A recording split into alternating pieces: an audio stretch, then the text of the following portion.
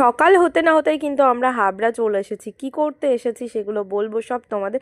তো চলো তার আগে ভিডিওটা শুরু করা যাক। আমরা কিন্তু হঠাৎ করে আগের দিন রাত্রেবেলা প্ল্যান করি আমরা হাবড়ায় যাব। যেমন বলা তেমন কাজ, আমরা রেডি হয়ে কিন্তু চলে এসেছি ঠাকুরনগরে। আর বাচ্চা কাচ্চা নিয়ে বেরোলে ভাই তোমরা জানো, এই যে দেখতে পাচ্ছ খাচ্ছে, মানে দোকান দেখলে এটা কিনে দাও ওটা কিনে দাও। ওদের তো খাওয়ার কিছু নাম নেই, মানে ওই যে বলে না পেটের খিদে না চোখের খিদে, সেরকম একটা ব্যাপার হয়েছে। নিয়ে তো রীতিমতো দুজনে মিলে কিন্তু কান্নাকাটি করছে, দেখতে পাচ্ছ বিহান হাত দিয়ে দেখাচ্ছে এটা আমাকে দাও।